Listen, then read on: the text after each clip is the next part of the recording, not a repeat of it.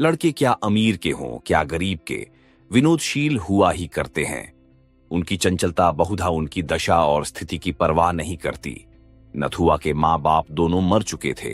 अनाथों की भांति वह राय भोलानाथ के द्वार पर पड़ा रहता था। राय साहब दयाशील पुरुष थे। कभी कभी एक आधा पैसा दे देते। खाने को भी घर में इतना झूठा बचता था कि ऐसे ऐसे कई अनाथ अफर सकते थे। पहनने को भी उनके लड़कों के उतारे मिल जाते थे, इसलिए नथुआ अनाथ होने पर भी दुखी नहीं था। राय साहब ने उसे एक ईसाई के पंजे से छुड़ाया था। इन्हें इसकी परवाह न हुई कि मिशन में उसकी शिक्षा होगी, आराम से रहेगा। उन्हें यह मंजूर था कि वह हिंदू रहे। अपने घर के झूठे भोजन को वह मिशन के भोजन से कहीं पवित्र समझते थे। उनके कमरों की सफाई मिशन की पाठशाला की पढ़ाई से कहीं बढ़कर थी। हिंदू रहे, चाहे जिस दशा में रहे। ईसाई हुआ तो फिर सदा के लिए हाथ से निकल गया। नथुआ को बस राय साहब के बंगले में झाड़ू लगा देने के सिवाय और कोई काम न था। भोजन करके खेलता फिरता था। कर्मानुसार ही उसकी वर्ण व्यवस्था भी हो गई। घर के अन्य नौकर चाकर उसे भंगी कहते थे और नथुआ को इसमें कोई ऐतराज न होता था। नाम की स्थिति पर क्या असर पड़ सकता है, इसकी उस गरीब को कुछ खबर न थी। भंगी बनने में कुछ हानि भी न थी। उसे झाड़ू देते समय कभी पैसे पड़े मिल जाते, कभी और कोई चीज। इससे वह सिगरेट लिया करता था। नौकरों के साथ उठने बैठने से उसे बचपन ही में तंबाकू, सिगरेट और पान का चस्का पड़ गया। राय साहब के घर में यूं तो बालकों और बालिकाओं की कमी न थी। दर्जनों भांजे भतीजे पड़े रहते थे, पर उनकी निज की संतान केवल एक पुत्री थी, जिसका नाम रत्ना था।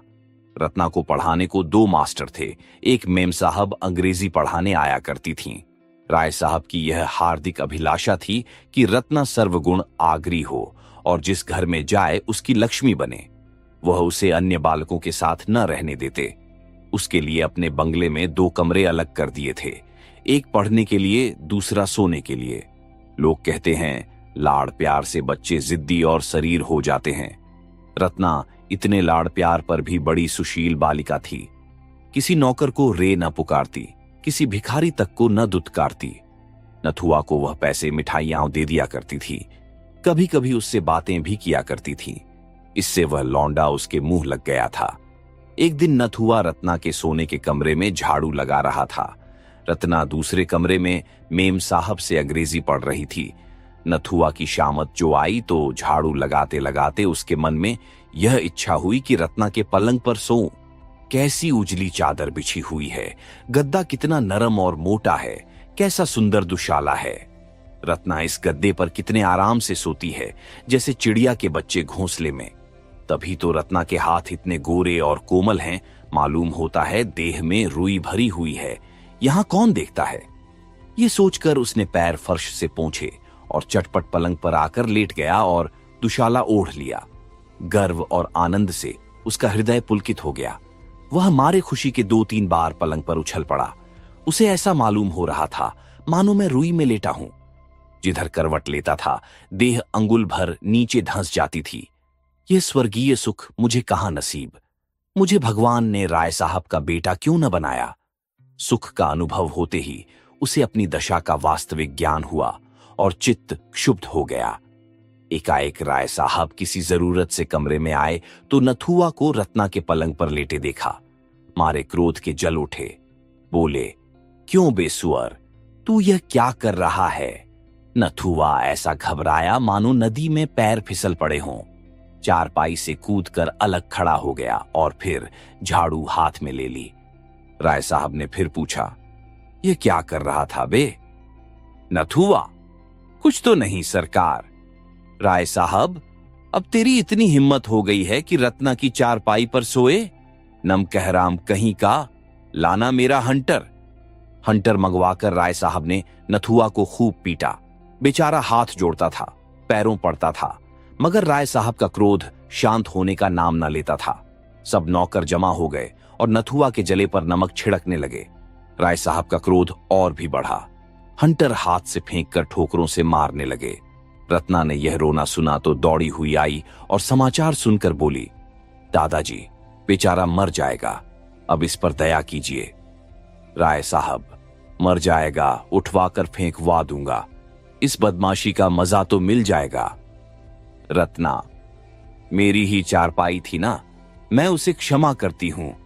राय साहब, जरा देखो तो अपनी चारपाई की गत। पाजी के बदन की मैल भर गई होगी। भला इसे सूझी क्या? क्यों बे, तुझे सूझी क्या? यह कर राय साहब फिर लपके, मगर नथुआ आकर रत्ना के पीछे दुबक गया। इसके सिवा और कहीं शरण न थी। रत्ना ने रोककर कहा, दादाजी, मेरे कहने से अब इसका अपराध क्षमा कीजिए। राय साहब, क्या कहती हो रत्ना? ऐसे अपराधी कहीं क्षमा किए जाते हैं? खैर, तुम्हारे कहने पर छोड़ देता हूं, नहीं तो आज जान लेकर छोड़ता। सुन बे, नथुआ, अपना भला चाहता है तो फिर यहां ना आना, इसी दम निकल जा। सुअर, नालायक। नथुआ प्राण छोड़कर भागा। पीछे फिर कर न देखा। सड़क पर पहुंचकर वह खड़ा हो गया। यहां राय साहब उसका कुछ नहीं कर सकते थे। यहां सब लोग उनकी मुंहा देखी तो न कहेंगे। कोई तो कहेगा कि लड़का था, भूल ही हो गई तो क्या प्राण ले लीजिएगा? यहां मारे तो देखूं, गाली देकर भागूंगा, फिर कौन मुझे पा सकता है? इस विचार से उसकी हिम्मत बंधी। बंगले की तरफ मुंह करके जोर से बोला, यहां आओ तो देखें, और फिर भागा कि कहीं राय साहब ने सुन न लिया हो। नथुआ थोड़ी ही दूर गया था कि रत्ना की मेम साहिबा अपने टमटम पर सवार आती हुई दिखाई दी। उसने समझा शायद मुझे पकड़ने आ रही हैं। फिर भागा, किंतु जब पैरों में दौड़ने की शक्ति न रही तो खड़ा हो गया। उसके मन ने कहा, वह मेरा क्या कर लेंगी? मैंने उनका कुछ बिगाड़ा है? एक क्षण में मेम साहिबा आ पहुंची और टमटम रोक कर बोली, नाथू, कहां जा रहे हो? नथुआ, कहीं नहीं। मेम, राय साहब के यहां फिर जाएगा तो वह मारेंगे। क्यों नहीं मेरे साथ चलता? मिशन में आराम से रह, आदमी हो जाएगा। नथुआ, किरस्तान तो न बनाओगी? मेम, किरस्तान क्या भंगी से भी बुरा है, पागल? नथुआ, न भैया, किरस्तान न बनूंगा। मेम, तेरा जी चाहे न बनना, कोई जबरदस्ती थोड़े ही बना देगा। नथुआ थोड़ी देर तक टमटम के साथ चला, पर उसके मन में संशय बना हुआ था। सहसा वह रुक गया। मेम साहिबा ने पूछा, क्यों, चलता क्यों नहीं? नथुआ, मैंने सुना है मिशन में जो कोई जाता है किरस्तान हो जाता है। मैं न जाऊंगा। आप झांसा देती हैं। मेम, अरे पागल, वहां तुझे पढ़ाया जाएगा, किसी की चाकरी न करनी पड़ेगी। शाम को खेलने को छुट्टी मिलेगी, कोट पतलून पहनने को मिलेगी। चल के 2-4 दिन देख तो ले। नथुआ ने इस प्रलोभन का उत्तर न दिया। एक गली से होकर भागा। जब टमटम दूर निकल गया तो वह निश्चिंत होकर सोचने लगा, जाऊं, कहीं कोई सिपाही पकड़कर थाने न ले जाए। मेरी बिरादरी के लोग तो वहां रहते हैं, क्या वह मुझे अपने घर रखेंगे? कौन बैठकर खाऊंगा? काम तो करूंगा। बस किसी को पीठ पर रहना चाहिए। आज कोई मेरी पीठ पर होता तो मजाल थी कि राय साहब मुझे यूं मारते। सारी बिरादरी जमा हो जाती, घेर लेती, घर की सफाई बंद हो जाती, कोई द्वार पर झाड़ू तक न लगाता, सारी राय साहबी निकल जाती। यह निश्चय करके वह घूमता फिरता भंगियों के मोहल्ले में पहुंचा। शाम हो गई थी। कई भंगी एक पेड़ के नीचे चटाइयों पर बैठे शहनाई और तबल बजा रहे थे। वह नित्य इसका अभ्यास करते थे। यह उनकी जीविका थी। गान विद्या की यहां जितनी छीछालेदर हुई है, उतनी और कहीं न हुई होगी। नथुआ जाकर वहां खड़ा हो गया। उसे बहुत ध्यान से सुनते देखकर एक भंगी ने पूछा, कुछ गाता है? नथुआ, अभी तो नहीं गाता, पर सिखा दोगे तो गाने लगूंगा। भंगी, बहाना मत कर, बैठ, कुछ गाकर सुना। मालूम तो हो कि तेरे गला भी है या नहीं। गला ही न होगा तो क्या कोई सिखाएगा? नथुआ मामूली बाजार के लड़कों की तरह कुछ न कुछ गाना जानता ही था। रास्ता चलता तो कुछ न कुछ गाने लगता था। तुरंत गाने लगा। उस्ताद ने सुना, जौहरी था, समझ गया यह कांच का टुकड़ा नहीं। बोला, कहां रहता है? नथुआ ने अपनी राम कहानी सुनाई। परिचय हो गया। उसे आश्रय मिल गया और विकास का वह अवसर मिल गया जिसने उसे भूमि से आकाश पर पहुंचा दिया। 3 साल उड़ गए। नथुआ के गाने की सारे शहर में धूम मच गई। और वह केवल एक गुणी नहीं, सर्वगुणी था। गाना, शहनाई बजाना, पखावज, सारंगी, तंबूरा, सितार, सभी कलाओं में दक्ष हो गया। उस्तादों को भी उसकी चमत्कारिक बुद्धि पर आश्चर्य होता था। ऐसा मालूम होता था कि उसने पहले ही पढ़ी हुई विद्या दोहरा ली है। लोग 10-10 सालों तक सितार बजाना सीखते रहते हैं और नहीं आता। नथुआ को 1 महीने में उसके तारों का ज्ञान हो गया। ऐसे कितने ही रत्न पड़े हुए हैं जो किसी पारखी से भेंट न होने के कारण मिट्टी में मिल जाते हैं। संयोग से इन्हीं दिनों ग्वालियर में एक संगीत सम्मेलन हुआ। देश देशांतरों से संगीत के आचार्य निमंत्रित हुए। उस्ताद घूरे को भी न्योता मिला। नथुआ इन्हीं का शिष्य था। उस्ताद ग्वालियर चले तो नाथू को भी साथ लेते गए। 1 सप्ताह तक ग्वालियर में बड़ी धूमधाम रही। नाथूराम ने वहां खूब नाम कमाया। उसे सोने का तमगा इनाम मिला। ग्वालियर के संगीत विद्यालय के अध्यक्ष ने उस्ताद घूरे से आग्रह किया कि नाथूराम को संगीत विद्यालय में दाखिल करा दो। यहां संगीत के साथ उसकी शिक्षा भी हो जाएगी। घूरे को मानना पड़ा। नाथूराम भी राजी हो गया।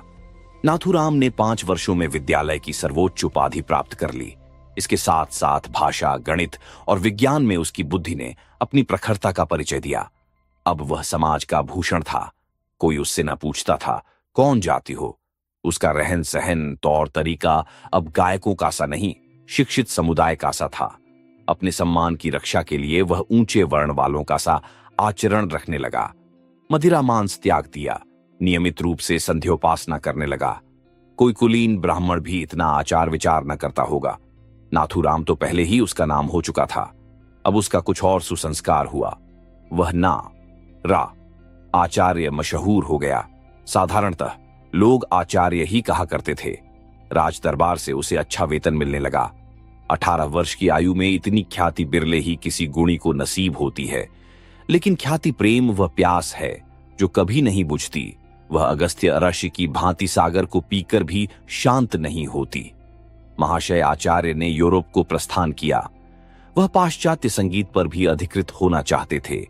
जर्मनी के सबसे बड़े संगीत विद्यालय में दाखिल हो गए और 5 वर्षों के निरंतर परिश्रम और उद्योग के बाद आचार्य की पदवी लेकर इटली की सैर करते हुए ग्वालियर लौट आए। और उसके 1 ही सप्ताह के बाद मदन कंपनी ने उन्हें 3000 रुपये मासिक वेतन पर अपनी शाखाओं का निरीक्षक नियुक्त किया। वह यूरोप जाने के पहले ही हजारों रुपये जमा कर चुके थे। यूरोप में भी ओपराओं और नाट्यशालाओं में उनकी खूब आवभगत हुई थी। कभी कभी एक दिन में इतनी आमदनी हो जाती थी जितनी यहाँ के बड़े से बड़े गवैयों को बरसों में भी नहीं होती। लखनऊ से विशेष प्रेम होने के कारण उन्होंने वहीं निवास करने का निश्चय किया। आचार्य महाशय लखनऊ पहुंचे तो उनका चित्त गदगद हो गया। यहीं उनका बचपन बीता था। यहीं एक दिन वह अनाथ थे। यहीं गलियों में कनकोए लूटते फिरते थे। यहीं बाजारों में पैसे मांगते फिरते थे। आह, यहीं उन पर हंटरों की मार पड़ी थी जिसके निशान अब तक बने थे। अब वह दाग उन्हें सौभाग्य की रेखाओं से भी प्रिय लगते। यथार्थ में यह कोड़े की मार उनके लिए शिव का वरदान थी। राय साहब के प्रति अब उनके दिल में क्रोध या प्रतिकार का लेश मात्र भी न था। उनकी बुराइयां भूल गई थीं, भलाइयां याद रह गई थीं। और रत्ना तो उन्हें दया और वात्सल्य की मूर्ति सी याद आती। विपत्ति पुराने घावों को बढ़ाती है, संपत्ति उन्हें भर देती है। गाड़ी से उतरे तो छाती धड़क रही थी। 10 वर्ष का बालक 30 वर्ष का जवान शिक्षित भद्र युवक हो गया था। उसकी मां भी उसे देखकर न कह सकती कि यही मेरा नथुआ है। लेकिन उनकी काया पलट की अपेक्षा नगर की काया पलट और भी विस्मयकारी थी। यह लखनऊ नहीं, कोई दूसरा ही नगर था। स्टेशन से बाहर निकलते ही देखा कि शहर के कितने ही छोटे बड़े आदमी उनका स्वागत करने को खड़े हैं। उनमें एक युवती रमणी थी जो रत्ना से बहुत मिलती थी। लोगों ने उससे हाथ मिलाया और रत्ना ने उनके गले में फूलों का हार डाल दिया। यह विदेश में भारत का नाम रोशन करने का पुरस्कार था। आचार्य के पैर डगमगाने लगे। ऐसा जान पड़ता था अब नहीं खड़े रह सकते। यह वही रत्ना है। भोली भाली बालिका ने सौंदर्य, लज्जा, गर्व और विनय की देवी का रूप धारण कर लिया है। उनकी हिम्मत न पड़ी कि रत्ना की तरफ सीधी आंखों देख सकें। लोगों से हाथ मिलाने के बाद वह उस बंगले में आए जो उनके लिए पहले ही से सजाया गया था। उसको देखकर वे चौंक पड़े। ये वही बंगला था जहां रत्ना के साथ वह खेलते थे। सामान भी वही था, तस्वीरें वही, कुर्सियां और मेजें वही, शीशे के आलात वही, यहां तक कि फर्श भी वही था। उसके अंदर कदम रखते हुए आचार्य महाशय के हृदय में कुछ वही भाव जागृत हो रहे थे जो किसी देवता के मंदिर में जाकर धर्मपरायण हिंदू के हृदय में होते हैं। वह रत्ना के शयनागार में पहुंचे तो उनके हृदय में ऐसी ऐंठन हुई कि आंसू बहने लगे। यह वही पलंग है, वही बिस्तर और वही फर्श। उन्होंने अधीर होकर पूछा, यह किसका बंगला है? कंपनी का मैनेजर साथ था, बोला, एक राय भोलानाथ हैं, उन्हीं का है।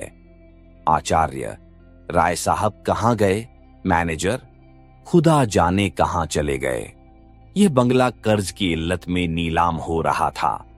मैंने देखा हमारे थिएटर से करीब है। अधिकारियों से खतो किताबत की और इसे कंपनी के नाम खरीद लिया। 40,000 में यह बंगला सामान समेत लिया गया।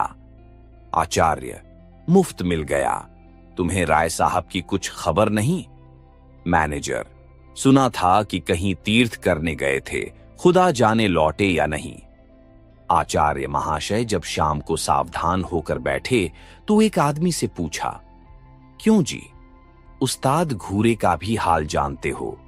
उनका नाम बहुत सुना है। आदमी ने सकरुण भाव से कहा, खुदाबंद, उनका हाल कुछ न पूछिए। शराब पीकर घर आ रहे थे, रास्ते में बेहोश होकर सड़क पर गिर पड़े। उधर से एक मोटर लारी आ रही थी, ड्राइवर ने देखा नहीं, लारी उनके ऊपर से निकल गई। सुबह को लाश मिली। खुदाबंद अपने फन में एक था, अब उसकी मौत से लखनऊ वीरान हो गया। अब ऐसा कोई नहीं रहा जिस पर लखनऊ को घमंड हो। नथुआ नाम के एक लड़के को उन्होंने कुछ सिखाया था और उससे हम लोगों को उम्मीद थी कि उस्ताद का नाम जिंदा रखेगा, पर वह यहां से ग्वालियर चला गया, फिर पता नहीं कि कहां गया। आचार्य महाशय के प्राण सूखे जाते थे कि अब बात खुली। अब खुली, दम रुका हुआ था, जैसे कोई तलवार लिए सिर पर खड़ा हो।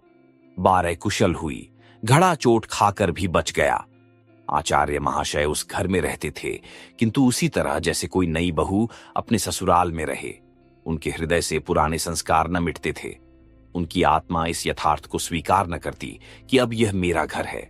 वह जोर से हंसते तो सहसा चौंक पड़ते।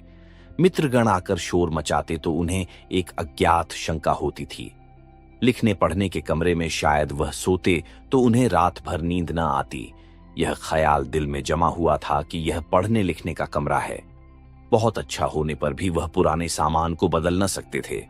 और रत्ना के शयनागार को तो उन्होंने फिर कभी नहीं खोला। वह ज्यों का त्यों बंद पड़ा रहता था। उसके अंदर जाते हुए उनके पैर थरथराने लगते थे। उस पलंग पर सोने का ध्यान ही उन्हें नहीं आया।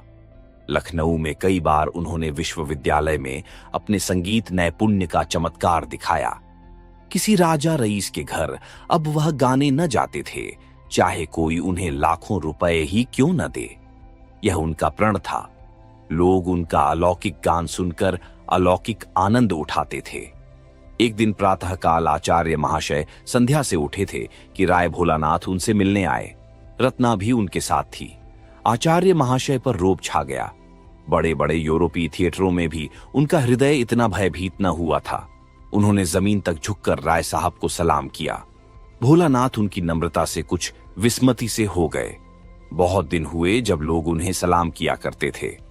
अब तो जहां जाते थे हंसी उड़ाई जाती थी। रत्ना भी लज्जित हो गई। राय साहब ने कातर नेत्रों से इधर उधर देखकर कहा, आपको यह जगह तो पसंद आई होगी। आचार्य, जी हां, इससे उत्तम स्थान की तो मैं कल्पना ही नहीं कर सकता। भोलानाथ, यह मेरा ही बंगला है। मैंने ही इसे बनवाया और मैंने ही इसे बिगाड़ भी दिया।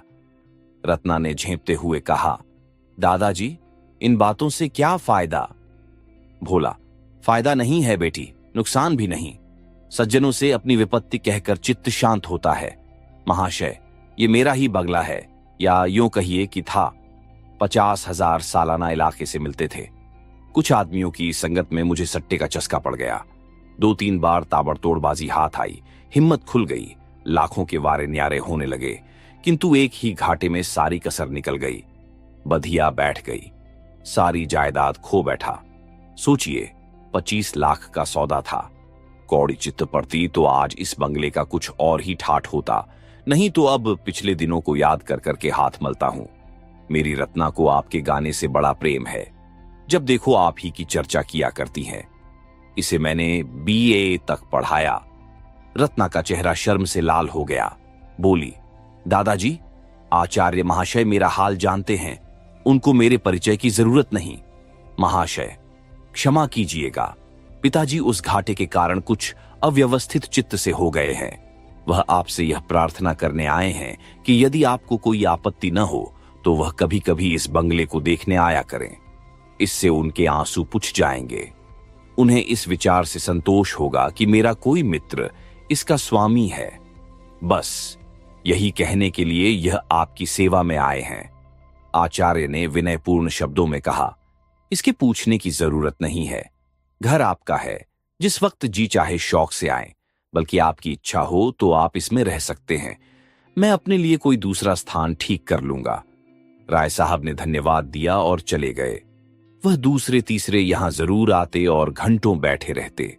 रत्ना भी उनके साथ अवश्य आती। फिर कुछ दिन बाद प्रतिदिन आने लगे। एक दिन उन्होंने आचार्य महाशय को एकांत में ले जाकर पूछा, क्षमा कीजिएगा, आप अपने बाल बच्चों को क्यों नहीं बुला लेते? अकेले तो आपको बहुत कष्ट होता होगा। आचार्य, मेरा तो अभी विवाह नहीं हुआ और न करना चाहता हूं। ये कहते ही आचार्य महाशय ने आंखें नीची कर लीं। भोलानाथ, ये क्यों? विवाह से आपको क्यों द्वेष है? आचार्य, कोई विशेष कारण तो नहीं बता सकता, इच्छा ही तो है। भोला, आप ब्राह्मण हैं? आचार्य जी का रंग उड़ गया। सशंक होकर बोले, यूरोप की यात्रा के बाद वर्ण भेद नहीं रहता। जन्म से चाहे जो कुछ हूं, कर्म से तो शूद्र ही हूं। भोलानाथ, आपकी नम्रता को धन्य है। संसार में ऐसे सज्जन लोग भी पड़े हुए हैं। मैं भी कर्मों ही से वर्ण मानता हूं। नम्रता, शील, विनय, आचार, धर्मनिष्ठा, विद्या, प्रेम, ये सब ब्राह्मणों के गुण हैं और मैं आपको ब्राह्मण ही समझता हूं। जिसमें यह गुण नहीं वह ब्राह्मण नहीं, कदापि नहीं। रत्ना को आपसे बड़ा प्रेम है। आज तक कोई पुरुष उसकी आंखों में नहीं झंचा, किंतु आपने उसे वशीभूत कर लिया। इस धृष्टता को क्षमा कीजिएगा। आपके माता पिता।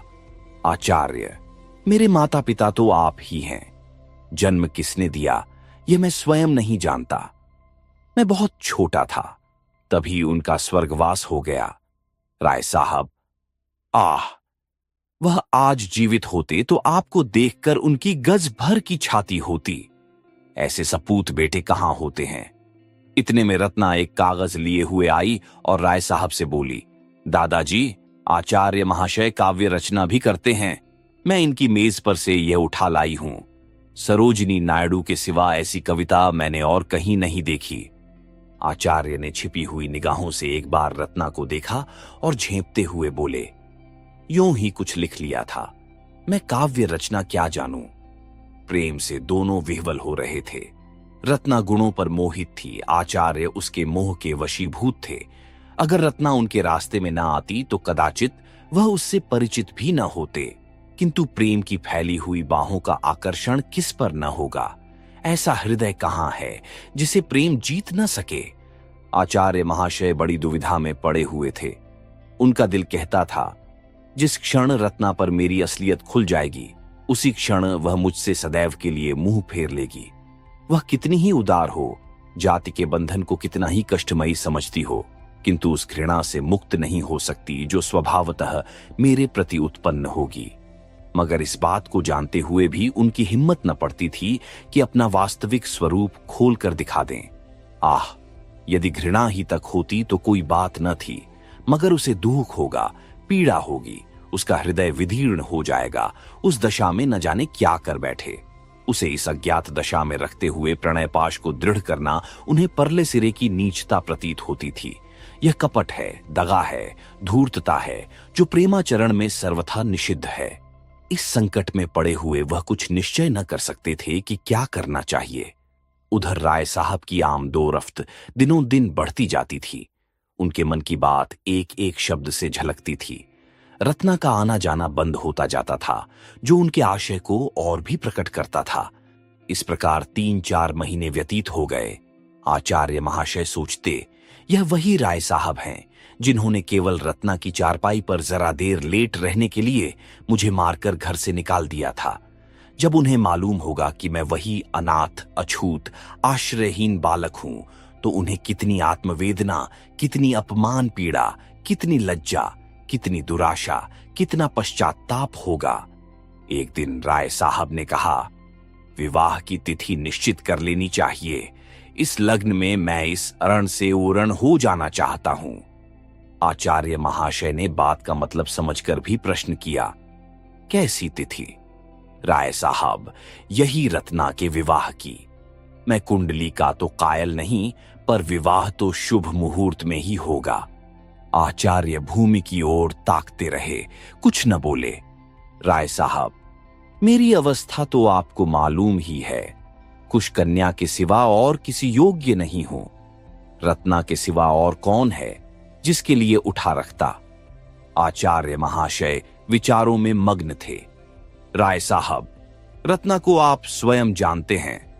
आपसे उसकी प्रशंसा करनी व्यर्थ है। वह अच्छी है या बुरी है, उसे आपको स्वीकार करना पड़ेगा।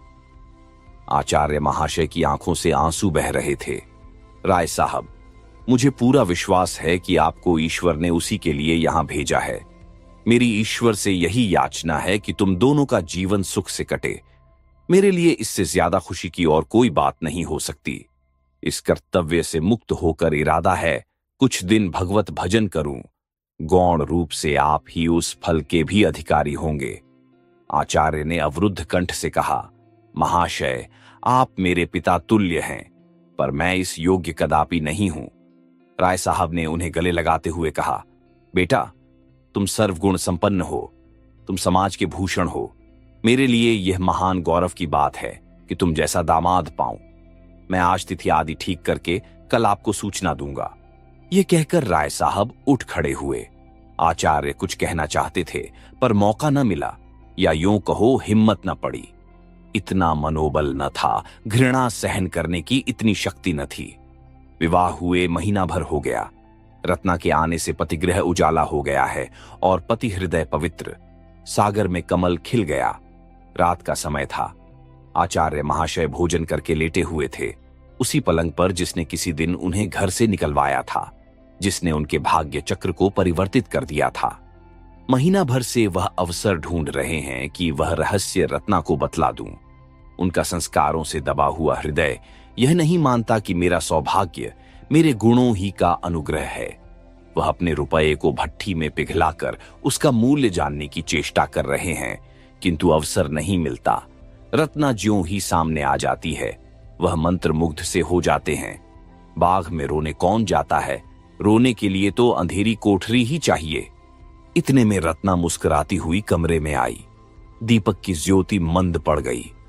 आचार्य ने मुस्कुराकर कहा, अब चिराग गुल कर दूं ना? रत्ना बोली, क्यों, क्या मुझसे शर्म आती है? आचार्य, हां, वास्तव में शर्म आती है। रत्ना, इसलिए कि मैंने तुम्हें जीत लिया। आचार्य, नहीं, इसलिए कि मैंने तुम्हें धोखा दिया। रत्ना, तुम में धोखा देने की शक्ति नहीं है। आचार्य, तुम नहीं जानती, मैंने तुम्हें बहुत बड़ा धोखा दिया है। रत्ना, सब जानती हूं। आचार्य, जानती हो मैं कौन हूं? रत्ना, खूब जानती हूं, बहुत दिनों से जानती हूं। जब हम तुम दोनों इसी बगीचे में खेला करते थे, मैं तुमको मारती थी और तुम रोते थे। मैं तुमको अपनी झूठी मिठाइयां देती थी और तुम दौड़ कर लेते थे, तब भी मुझे तुमसे प्रेम था। हां, वह दया के रूप में व्यक्त होता था। आचार्य ने चकित हो कहा, रत्ना, यह जानकर भी तुमने? रत्ना, हां, जानकर ही। न जानती तो शायद न करती। आचार्य, यह वही चारपाई है। रत्ना, और मैं घाते में। आचार्य ने उसे गले लगाकर कहा, तुम क्षमा की देवी हो। रत्ना ने उत्तर दिया, मैं तुम्हारी छेरी हूं। आचार्य, राय साहब भी जानते हैं। रत्ना, नहीं, उन्हें नहीं मालूम है। उनसे भूल कर भी न कहना, नहीं तो वह आत्मघात कर लेंगे। आचार्य, वह कोड़े अभी तक याद हैं। रत्ना, अब पिताजी के पास उसका प्रायश्चित्त करने के लिए कुछ नहीं रह गया। क्या अब भी तुम्हें संतोष नहीं हुआ?